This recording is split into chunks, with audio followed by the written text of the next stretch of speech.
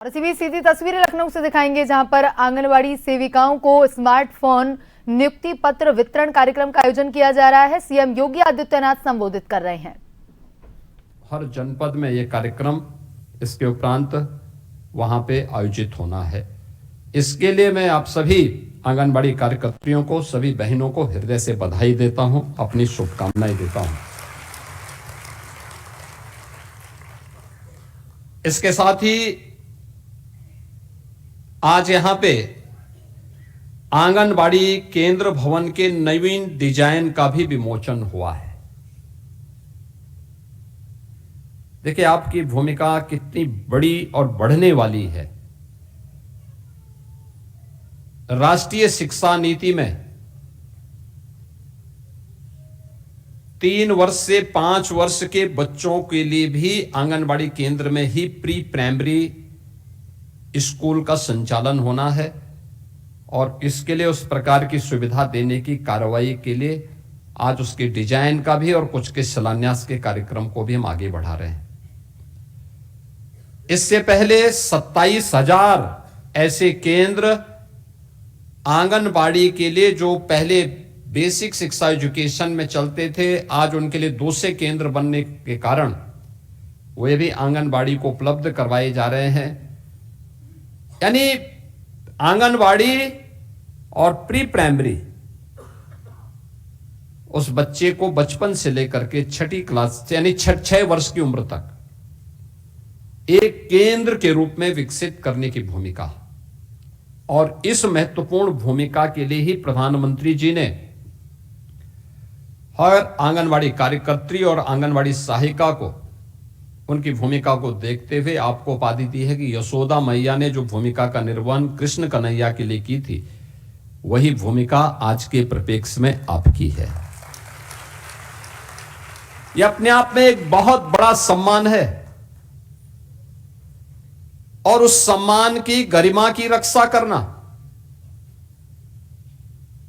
उसके अनुरूप देश के भविष्य को गढ़ना, उसको तराशना, आगे बढ़ाना, उसकी नींव को मजबूत करना, यह महती जिम्मेदारी आपके ऊपर, और इसके लिए आज उसके डिजाइन का विमोचन करने के साथ ही आज यहां पे 702 आंगनबाड़ी केंद्रों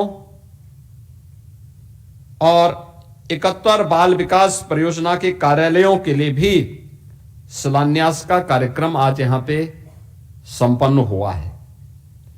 इसके अलावा 2468 आंगनबाड़ी केंद्रों और 69 बाल विकास परियोजना कार्यालयों का लोकार्पण का भी कार्यक्रम यहां पे संपन्न हुआ है। यानी इतने ज्यादा कार्यक्रमों के साथ आज हम सब यहां पर उपस्थित हुए हैं, और मुझे प्रसन्नता है कि मुझे अभी यहां मंच पर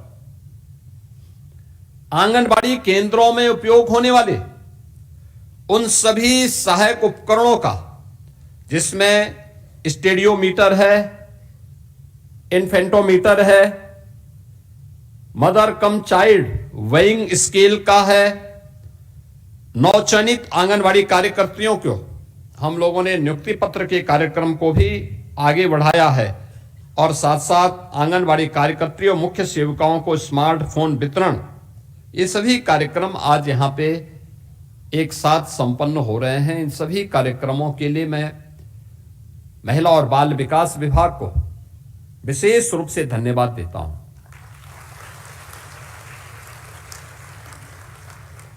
मैं इसलिए भी धन्यवाद देता हूं क्योंकि यह भारत के भविष्य को संवारने का प्रधानमंत्री जी के विजन पर एक चलाया जाने वाला एक अभियान है।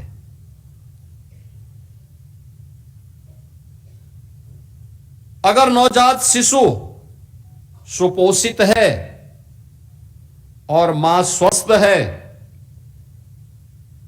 तो मान करके चलिए भारत का भविष्य सशक्त है।